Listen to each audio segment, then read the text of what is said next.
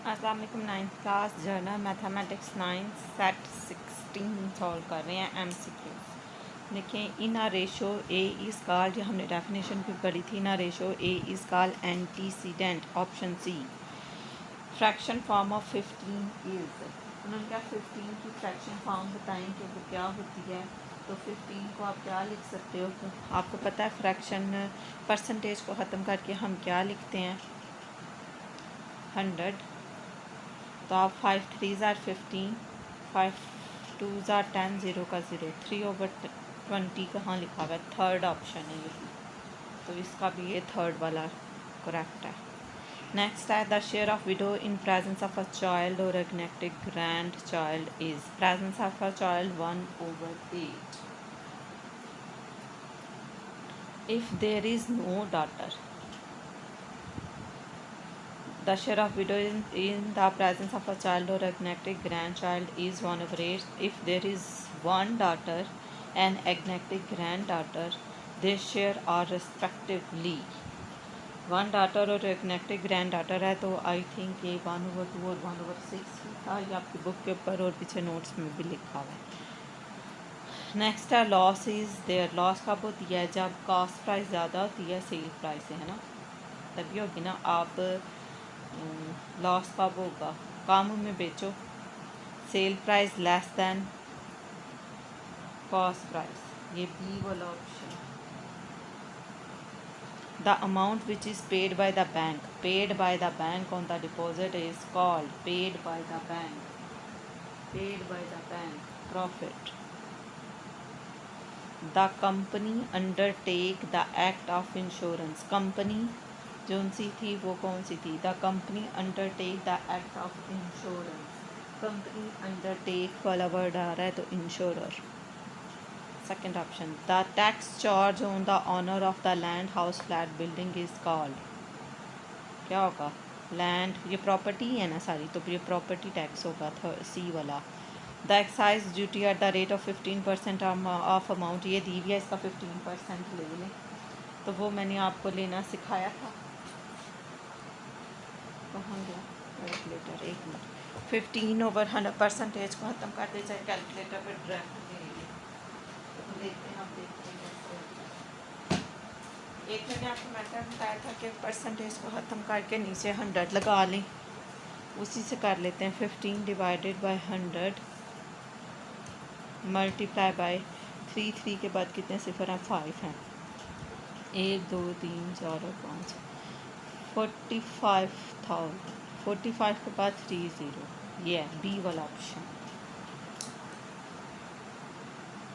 B वाला option. Next है इन the logarithm of a number the decimal part is called mantissa.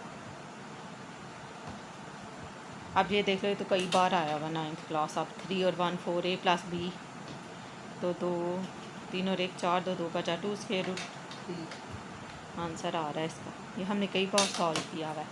Arithmetic mean उन्होंने कहा है तो a प्लस b/2, a की वैल्यू स्क्वायर रूट 3, b की वैल्यू 2 स्क्वायर रूट 3/2, एक a स्क्वायर रूट और एक a, तो कितना हो गया? 3 है और 1 4 है, ये 3 है इधर, 3 और 1 ये 4 स्क्वायर रूट 3/2, ये 2 की इस 4 से कटिंग, तो 2 स्क्वायर रूट 3 आंसर आ गया। जोमेटिक मीन बिटवीन 3 एंड 12, दो जो नहीं, दो नंबरों का जोमेटिक मीन क्या था? दोनों को आपस में मल्टीप्लाई कर देते थे ना ऐसे। तो क्या है? 12 3 बार 36, 36 का स्क्वायर रूट लेंगे तो क्या आएगा? 6 ±6। मैंने कहा था दो वैल्यूज होंगी तो प्लस माइनस लगेगा, 3 होंगी तो नहीं लगेगा। ए यूनियन बी और B union A commutative law है, कम्यूटेटिव लॉ फर्स्ट।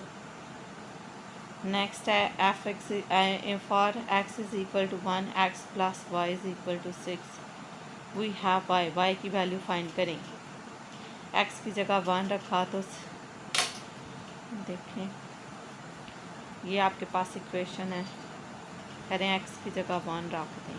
1 प्लस है, उधर जाकर माइनस हो जाएगा। 5 है, 5 आपके पास आंसर नहीं गया, सी 5 आंसर आ जाएगा 9th क्लासेस का। ये W है, W से वेटेड मीन होता है। यहाँ मैंने फिर ऑप्शन गलत लिख दिया, या अर्थमेटिक मीन को काट के, अर्थमेटिक को काट के वेटेड लिखते हैं, WEIGHTED, वेटेड मीन ऐसे ही रहने दें, वेटेड मीन। और फर्स्ट वाले पर आप सर्कल काट दो। ये 15 MCQs थे और सेट 16 थे, 16 था। आई होप आपको समझ आ गई होगी।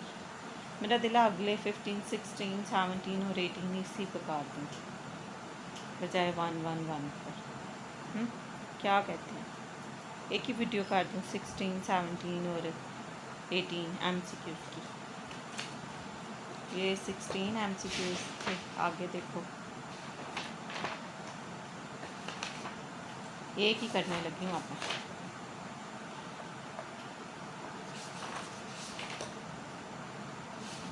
जी देखो सेट 17, ठीक है, 18 तक तो मैंने बना कर आपको दिए थे, तो 16 तो हो गया ना आपके पास, अब 17 कर लो। अब वो कह रहे हैं set 17 in proportion A ratio B proportion C ratio D, B और सी दरमियान वाले बी और सी मीन कहलाते हैं। ये है।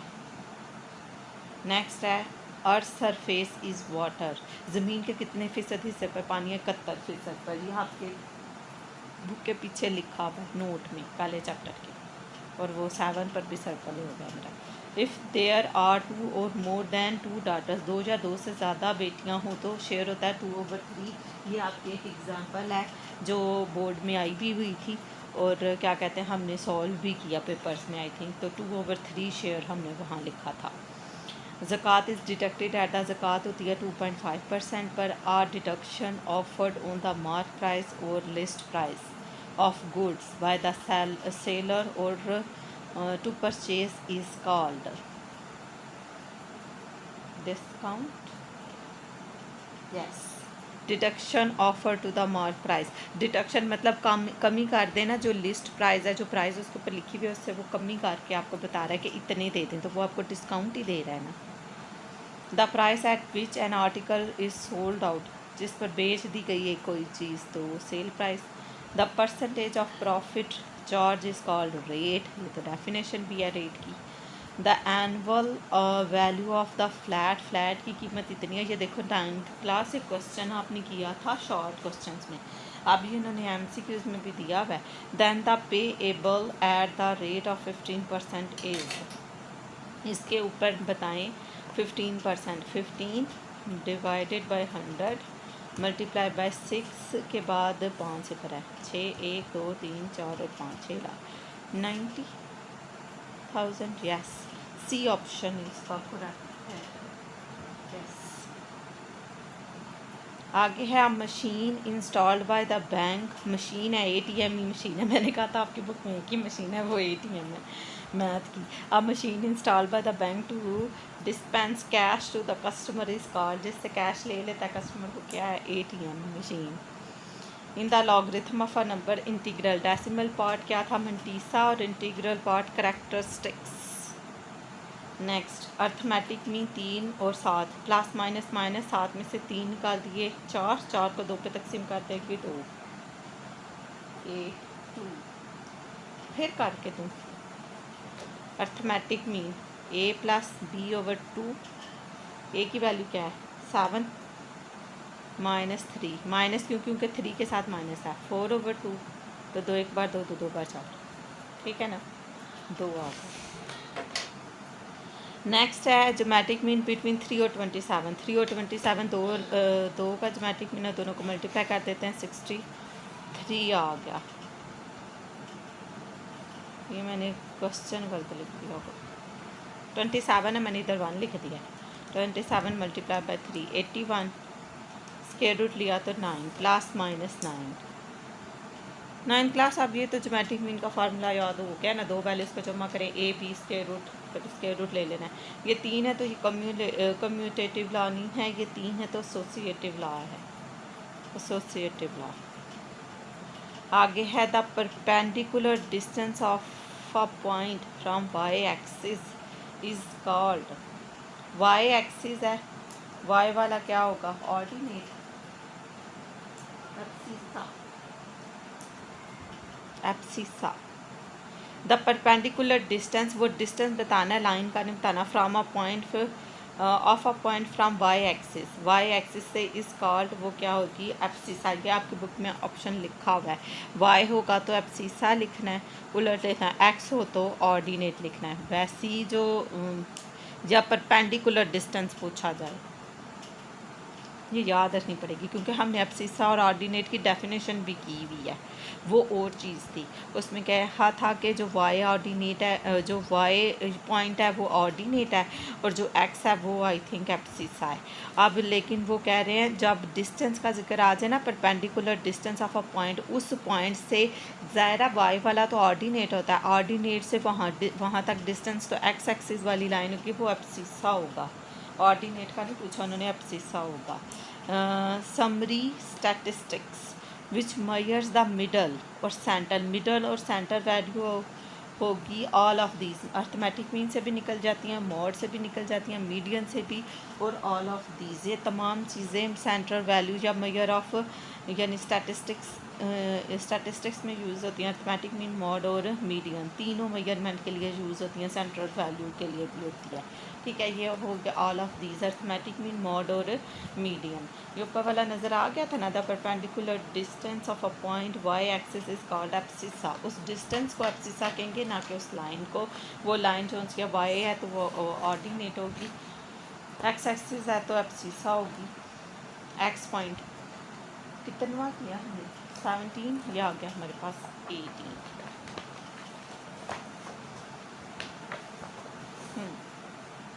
बताओ भाई, ये सिंबल पहला जो लगा हुआ है कौन सा, रेशो है, प्रपोर्शन है, क्या है? यहाँ मिस हो गया, यहाँ टू डॉट्स कर दें, और ये सिंबल ऐसे था और ये रेशो का था।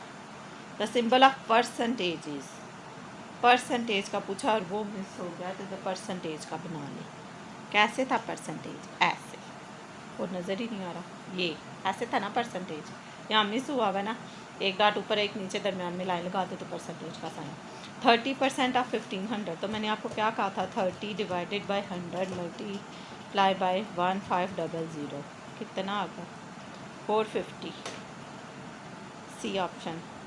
The husband inheritance in case of wife dies. अच्छा, पहले तो आपने सिर्फ बेवा का हिस्सा पढ़ा ना, अब वो कह रहे हैं कि अगर बीवी मर जाती है तो शोहर को कितने पैसे मिलेंगे जायदाद में से, तो उसका कितना हिस्सा होता है, तो उसका होता है 1/2। ठीक है, ये याद रखना, हस्बैंड का कितना होता है, 1/2। On a crop produce a natural resources पर उसका 10% होता है। ठीक है, डिस्काउंट का formula mark price minus sale price, ये तो याद होगी।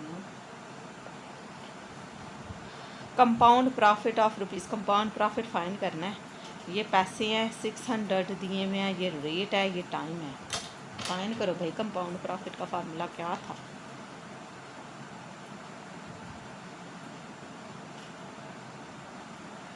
कंपाउंड प्रॉफिट का फार्मूला क्या था, A minus B. Yes. What is the value of A 9th class, formula बताओ ना आप, ए का याद होगा, किधर याद होगा। अब देखो यहाँ पर लिख रही हूँ ए, देख लो, इन्होंने क्वेश्चन सॉल्व करने वाला भी दिया है। 1 + r की पावर t ए, मैंने आपको बोल दिया था ये जो रुपीज़ पैसे दिए मैं 600, आपके पास यहाँ पी आता है, वो आपके पास था, क्या कहते हैं, प्रिंसिपल। आर की वैल्यू आपके 6% है, तो 6/100, 6 को 100 पर डिवाइड किया 0.06। टाइम आपके पास 4 years कह रहे हैं, तो टाइम की जगह 4 लिखते हैं। ठीक है, अब ये इसे 1 में ऐड कर लें, 1 + 0.06 पावर 4, ठीक है, मल्टीप्लाई बाय 600, क्या रहा, 757 पॉइंट, लिख लो जो आ रहा है, 48, ऐसे चाहे 9 कर लो राउंड अप करके। ए की वैल्यू है 757.49 माइनस पी की वैल्यू 600, इसे 600 में से माइनस कर दें। मैं डायरेक्ट कर रही हूँ, 157.48 की जगह 9 कर लें, 50 भी कर सकते हैं इसको, 49 ही है, 157.49 ए वाला ऑप्शन है जी। ये पूरा सॉल्व करके आया है। 1 pound is equal to P के रुपीज़। आप ये करेंसी रेट चेंज होते रहते हैं, लेकिन आपने वही लिखने हैं जो आपकी बुक के ऊपर है। हमें कैसे याद रहेगा, आप यही याद रख लें। कोई गिनी चुनी वैल्यूज़ ही आ रही हैं, सारी वैल्यूज़ तो वो दे ही नहीं रही। ये आपकी बुक के ऊपर लिखा हुआ है 129.4542, ठीक है। 1 पाउंड इतने रुपीज़ के इक्वल होता है, ए वाला ऑप्शन है। A bill of exchange drawn on a specific banker and not exposed to the payable otherwise then no demand is called. Then कौन सा चेक। बिल ऑफ एक्सचेंज है तो उधर बता लें, लगा लें चेक है। बिल ऑफ एक्सचेंज का जिक्र आएगा तो चेक।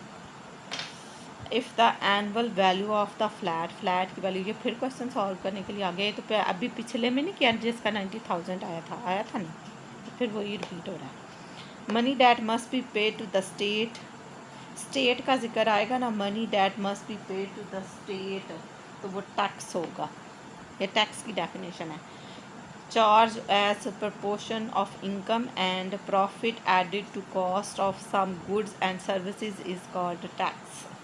अब ये भी स्क्वायर रूट है, ये भी स्क्वायर रूट है, is not radical because 2 + square root 3 is irrational जी। ये इर्रेशनल है, इसलिए ये रेडिकल नहीं है। अर्थमेटिक मीन फाइंड करना है 3 और ये 7, 3 और 1 4, 4 को कर दो 2 पे डिवाइड, तो 2 स्क्वायर रूट 7। जस्ट अंदर स्क्वायर रूट 7 का ही फ़र्क है। पिछली दफ़ा 3 था, इस दफ़ा स्क्वायर रूट के अंदर 7 है, तो क्वेश्चन तो उसी तरह ही सॉल्व करना था।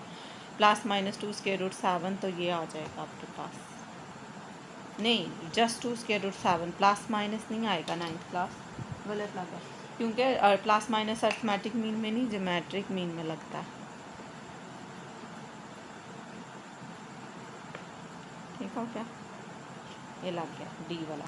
नेक्स्ट है ज्योमेट्रिक मीन होता है 12 3 पर 36, 36 का वो ले लेंगे तो +-3 हो गया। डोमेन कौन सी है, दूसरी वैल्यू कौन सी है, 4 5 और 6, 4 5 6। नेक्स्ट है the perpendicular distance of a point from X axis is called.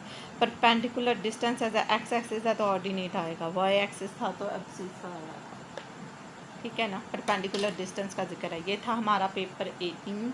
I hope आपको MCQs की समझ आ गई होगी। MCQs की प्रैक्टिस करें इंशाल्लाह, इन्हीं में से आ जाएंगे जो लिखे हुए हैं। टाइम मिला तो और बनाएंगे, इनकी प्रैक्टिस करें। नेक्स्ट वीडियो अगर चैनल पर नहीं है तो चैनल को सब्सक्राइब करें, वीडियो अच्छी लगी हो तो लाइक भी करें, अपने फ्रेंड्स के साथ शेयर भी कर लें, उनको भी बुलाओ जरूर। ओके, अल्लाह हाफिज़।